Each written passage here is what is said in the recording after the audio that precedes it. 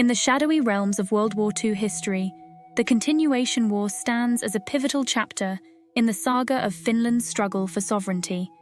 This conflict, nestled between the colossal powers of the Soviet Union and Nazi Germany, is not merely a tale of military engagements but also one of strategic alliances, national survival, and the enduring spirit of a people.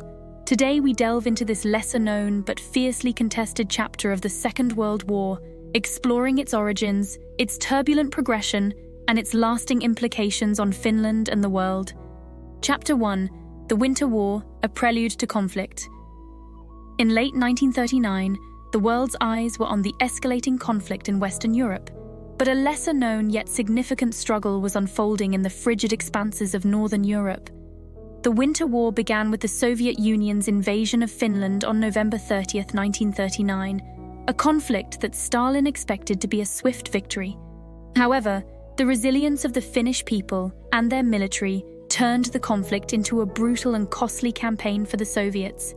The roots of the Winter War lay in the Soviet desire for territorial security, particularly around Leningrad.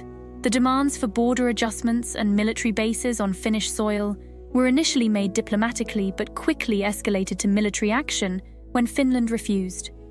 The Soviets anticipated little resistance, yet the Finns, motivated by a fierce desire to maintain their recently gained independence, mobilized an under-equipped but determined military force.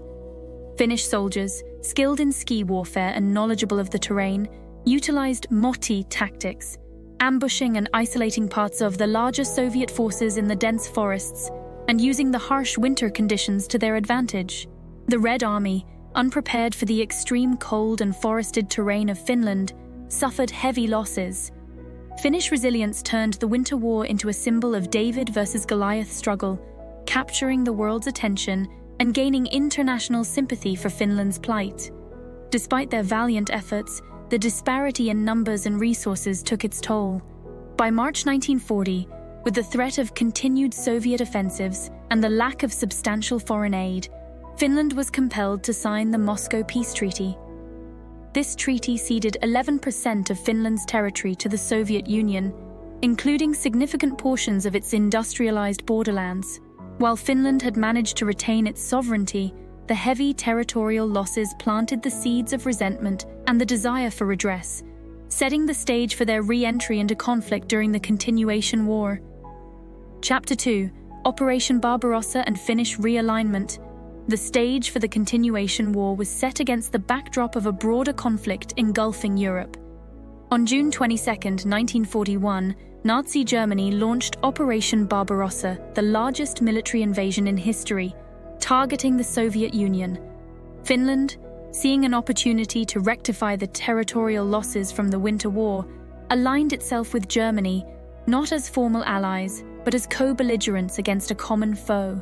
Finnish leaders, including President Risto Ryti and Commander-in-Chief Carl Gustaf Emil Mannerheim, were clear about their objectives: to regain the territories lost to the Soviet Union and secure the nation's borders to ensure the survival of Finland as an independent state. This alignment was driven by pragmatism rather than shared ideologies with Nazi Germany, a distinction that Helsinki was keen to maintain throughout the conflict. The concept of co-belligerence was crucial, as it positioned Finland not as a supporter of Nazi goals, but rather as an independent participant with distinct objectives. This nuanced alliance allowed Finland to receive military aid from Germany, crucial for their efforts to bolster defenses and launch offensives to reclaim lost lands. However, this relationship also opened Finland to criticism and placed it in a precarious position in the eyes of the Allied powers. As Finnish forces re-entered territories ceded in the Moscow Peace Treaty, the early stages of the Continuation War were marked by significant Finnish successes. These advances were not just military, but also symbolic victories, restoring a sense of national pride and providing hope to the Finnish people that the wrongs of the Winter War could be righted. However, the alliance with Germany and the complexities of waging a war, intertwined with the broader strategies of World War II, would soon present Finland with new challenges and moral dilemmas. Chapter 3: Early Finnish Successes. As the Continuation War unfolded, Finland rapidly took advantage of the chaos that Operation Barbarossa had unleashed upon the Soviet Union. The Finnish forces, rejuvenated by both German logistical support and the desire to reclaim lost lands, pushed eastward beyond their pre-Winter War borders into territories they had not held since 1940. The aim was clear: secure a defensible frontier and rectify the perceived injustices of the Moscow Peace Treaty. The Finnish army's initial offensives were characterized by a series of swift, strategic operations that exploited the disarray within the Soviet ranks. Towns and villages that had been ceded to the Soviet Union were recaptured in quick succession. Notably, areas around Lake Ladoga and the Karelian Isthmus saw significant advances. The recapture of Viipuri, Finland's second-largest city before the Winter War, was particularly symbolic and boosted Finnish morale. However, Finland's role in the siege of Leningrad is a point of historical contention. While Finnish forces did advance close to the outskirts of Leningrad, they stopped short of participating directly in the siege laid by German forces. Finland maintained that their military operations were focused solely on regaining territories lost in the Winter War, thus preserving a strategic distance from the more controversial aspects of Nazi military ambitions. Chapter 4: The Stalemate and Turning Tide. By 1942, the rapid advances of the Finnish army began to slow. The front lines stabilized and the continuation war entered a prolonged stalemate phase. During this period, the conflict became a war of attrition, with neither side able to deliver a decisive blow. The harsh winters and rugged terrain, which had once favored Finnish tactics, now served to bog down their advances. During these years of stalemate, the broader context of World War II began to shift significantly. The Soviet Union, bolstered by increasing military aid from the United States and the United Kingdom under the Lend-Lease Act, began to strengthen its forces on all fronts. The Red Army's growing might, combined with major Soviet victories such as the Battle of Stalingrad, began to tilt the balance of the Eastern Front. For Finland, the turning tide of the global conflict brought about a re-evaluation of its strategic position. The Western Allies' successes, particularly following the D-Day landings in 1944, signaled a potential shift in the post-war geopolitical landscape. Finnish leaders, recognizing the improbability of a German victory, began to seek ways to extricate the country from the war that could preserve national sovereignty without incurring catastrophic losses. Pressure mounted both internally and externally for Finland to negotiate peace. Domestically, the prolonged conflict began to strain Finland's resources and morale, while diplomatically, the Soviet victories and international shifts pressured Helsinki to reconsider its position. The Finnish government, under President Ryti, found itself navigating a precarious path between continued cooperation with Germany and the pursuit of a peace settlement with the Soviets, leading to complex negotiations and eventual shifts in Finland's political leadership and military strategy. Chapter 5: The Moscow Armistice and Aftermath. As the tide of World War II turned decisively against the Axis powers, Finland found itself in an increasingly precarious position. By the summer of 1944, the Soviet Union launched a massive offensive against Finnish positions, significantly changing the dynamics on the front lines. This offensive, combined with the growing isolation from Germany, compelled Finland to seek an exit from the war. Negotiations for peace began in earnest, and by September 1944, Finland and the Soviet Union signed the Moscow Armistice. The terms were severe, but necessary for Finland's survival. They included ceding substantial territories beyond those lost after the Winter War, notably parts of Karelia and Salla, as well as leasing the Porkala Peninsula to the Soviets for a naval base. Additionally, Finland agreed to pay heavy war reparations and to expel all German troops from their territory, a task that would lead directly to the Lapland War.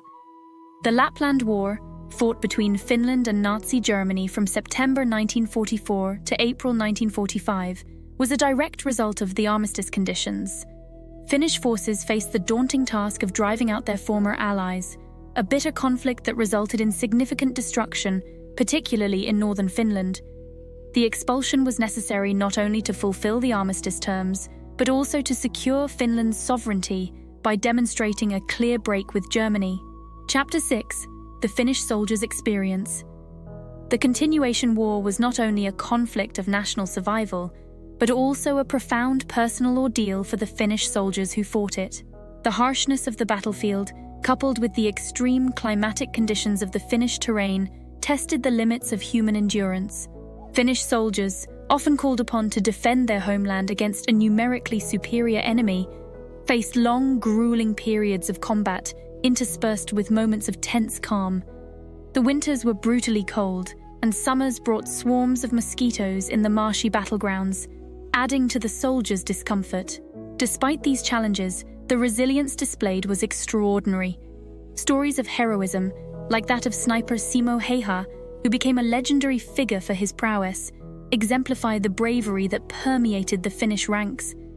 The psychological toll was heavy. Prolonged exposure to war's front lines, the loss of comrades, and the constant threat of Soviet offensives wore heavily on the Finnish soldiers' psyche. Many veterans carried these scars long after the war, with silence often their only refuge in peacetime. The recognition of these struggles has grown over time, acknowledging the deep mental and emotional impact of their wartime experiences. Chapter 7. The Civilian Experience. On the home front, the war reshaped the daily lives of Finnish civilians. Rationing of food, fuel, and other essentials became the norm as the Finnish economy redirected resources towards the war effort. Civilians, particularly in cities, faced the threat of Soviet air raids, leading to frequent evacuations to safer areas, disrupting lives and separating families. Women and children played crucial roles during this period. With a significant portion of the male population mobilized, women stepped into roles previously held by men in factories, farms, and even in aspects of civil defense. Children, too, contributed by collecting scrap metal and other materials. The war effort became a collective endeavor where every hand was needed. Women's organizations and voluntary groups were pivotal in supporting not only the soldiers on the front, but also managing the strains on civilian life.